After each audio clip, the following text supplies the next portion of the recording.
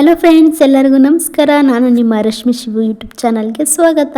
ಇವಾಗಿನ ವೆದರ್ ಚಳಿಯಾಗಿರುತ್ತೆ ಅಲ್ವಾ, ಸೊ ಹಾಗಾಗಿ ಚಳಿಗಾಲದಲ್ಲಿ ಏನಾದರೂ ತಿನ್ನಬೇಕು ಅನಿಸೋದು, ಖಾರವಾಗಿ ಬಿಸಿ ಬಿಸಿಯಾಗಿ ತಿನ್ನಬೇಕು ಅನಿಸೋದು ಅದು ಮಿರ್ಚಿ ಮೆಣಸಿಕಾಯಿ ಬಜ್ಜಿ ಅಲ್ವಾ.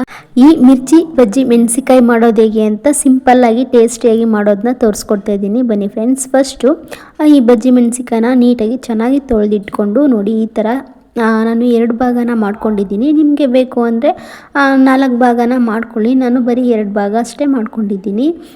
ಇದನ್ನ ಈ ಥರ ಕಟ್ ಮಾಡ್ಕೊಂಡ್ಮೇಲೆ ಇದಕ್ಕೆ ಬೇಕಾಗಿರುವಂತಹ ಐಟಮ್ಸ್ನ ರೆಡಿ ಮಾಡ್ಕೊಳ್ಳೋಣ. ಫಸ್ಟ್ ಒಂದು ಬೌಲ್ಗೆ ನಾನು 1 ಕಪ್ ಆಗೋಷ್ಟು ಕಡಲೆ ಹಿಟ್ಟನ್ನ ತಗೊಂಡಿದ್ದೀನಿ. ನಿಮಗೆ ಬಜ್ಜಿ ಮೆಣಸಿಕಾಯಿಗೆ ಎಷ್ಟು ಕ್ವಾಂಟಿಟಿ ಬೇಕೋ ಅಷ್ಟು ನೋಡ್ಕೊಂಡು ತೊಗೊಳ್ಳಿ. ಸ್ವಲ್ಪ ಇದಕ್ಕೆ ಒಂದು ಸ್ವಲ್ಪ ಆಗೋಷ್ಟು ಮೈದಾ ಹಿಟ್ಟು, ಅಂದರೆ ನಾವು 1 ಕಪ್ ತಗೊಂಡಿದ್ರೆ ಅದರಲ್ಲಿ 1/4 ಕಪ್ ಆಗೋಷ್ಟು ಮೈದಾ ಹಿಟ್ಟನ್ನ ಹಾಕೋತಾ ಇದ್ದೀನಿ. ಹಾಗೆ 1 ಸ್ಪೂನ್ ಆಗೋಷ್ಟು ಅಚ್ಚ ಖಾರದ ಪುಡಿ, ಚಿಲ್ಲಿ ಪೌಡರ್. ನಿಮಗೆ ಖಾರ ಜಾಸ್ತಿ ಬೇಕು ಅಂತ ಅಂದರೆ ಜಾಸ್ತಿ ಆ್ಯಡ್ ಮಾಡ್ಕೊಳ್ಳಿ. ಚಿಲ್ಲಿ ಪೌಡ್ರನ್ನ 1 ಸ್ಪೂನ್ ಹಾಕ್ಕೊಡ್ತಾ ಇದ್ದೀನಿ. ಇದಕ್ಕೆ ಒಂದು ಸ್ವಲ್ಪ ಆಗೋಷ್ಟು ಗರಂ ಮಸಾಲ, ರುಚಿಗೆ ತಕ್ಕಷ್ಟು ಉಪ್ಪು, ಹಾಗೆ ಸ್ವಲ್ಪ ಸೋಡಾನ ಮಿಕ್ಸ್ ಮಾಡ್ಕೊತಾ ಇದ್ದೀನಿ.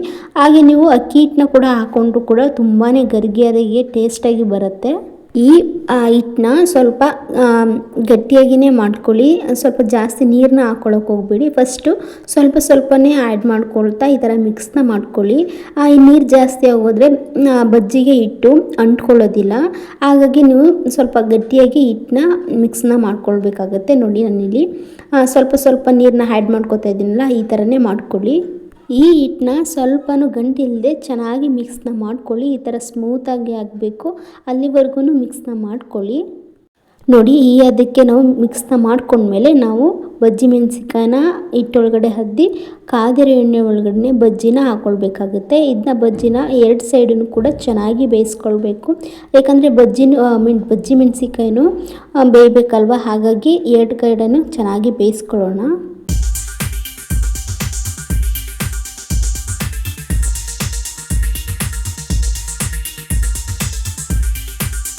ಬಜ್ಜಿ ಈ ಕಲರ್ ಬಂದರೆ ಸಾಕು.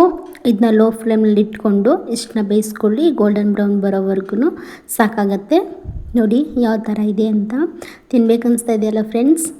ನೋಡಿ, ಈ ಬಜ್ಜಿ ಮಳೆಗಾಲದಲ್ಲಿ ಚಳಿಯಲ್ಲಿ ಬಿಸಿ ಬಿಸಿಯಾಗಿ ತಿಂತಿದ್ರೆ ಅದ್ರ ಮಜಾನೇ ಬೇರೆ ಫ್ರೆಂಡ್ಸ್. ಒಂದ್ಸಲ ಟ್ರೈ ಮಾಡಿ ಹೇಗಿರುತ್ತೆ ಅಂತ ಕಮೆಂಟ್ ಮಾಡಿ. ನೋಡಿ ಎಷ್ಟು ಕ್ರಿಸ್ಪಿಯಾಗಿ ಎಷ್ಟು ಚೆನ್ನಾಗಿ ಬೆಂದಿದೆ ಅಂತ. ಮೀಡಿಯಮ್ ಫ್ಲೇಮಲ್ಲೇ ಇಟ್ಕೊಂಡು ಬೇಯಿಸ್ಕೊಳ್ಳಿ. ನೋಡ್ತಾ ಇರ್ಬೋದು, ಇದನ್ನ ಈರುಳ್ಳಿ ಜೊತೆ ತಿಂದರೆ ಮಿರ್ಚಿ ಬಜ್ಜಿ ಮೆಣಸಿಕಾಯಿ ಅಂತೂ ಇನ್ನೂ ಸೂಪರಾಗಿರುತ್ತೆ. ನೋಡ್ತಾ ಇರ್ಬೋದು ಹೇಗಿದೆ ಅಂತ. ಚೆನ್ನಾಗಿದೆಯಲ್ಲ ಫ್ರೆಂಡ್ಸ್. ಇನ್ನು ಮಿಕ್ಕಿದ ಹಿಟ್ಟನ್ನ ನಾನು ಬೋಂಡ ಹಿಟ್ಟನ್ನ ಹಾಕೋತಾ ಇದ್ದೀನಿ. ಈರುಳ್ಳಿ ಬೋಂಡನ ಮಾಡ್ಕೋತಾ ಇದ್ದೀನಿ.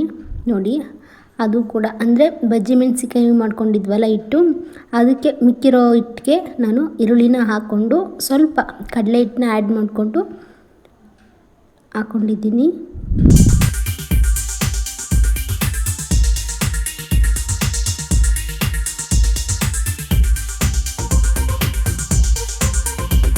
ನೋಡಿ, ಬೋಂಡ ಕೂಡ ಆಯಿತು. ಈ ಥರ ಮಾಡಿಕೊಂಡ್ರೆ ಸೈಡ್ಸ್ಗೆ ಅಂತೂ ಇನ್ನೂ ಸೂಪರಾಗಿರುತ್ತೆ ಫ್ರೆಂಡ್ಸ್. ಚಳಿಗಾಲದಲ್ಲಿ ಈ ರೆಸಿಪಿನ ಮಿಸ್ ಮಾಡ್ಕೊಳ್ಳೋಕ್ಕೆ ಹೋಗ್ಬಿಡಿ. ಒಂದ್ಸಲ ಟ್ರೈ ಮಾಡಿ. ಹಾಗೆ ನಿಮ್ಮ ಫ್ರೆಂಡ್ಸು ಫ್ಯಾಮಿಲೀಸ್ಗೂ ಕೂಡ ಶೇರ್ ಮಾಡಿ. ಹೊಸಬ್ರೇನಾದ್ರು ಇದ್ದರೆ ಪ್ಲೀಸ್ ಸಬ್ಸ್ಕ್ರೈಬ್ ಮಾಡ್ಕೊಂಡು ನೋಡಿ. Thanks for watching.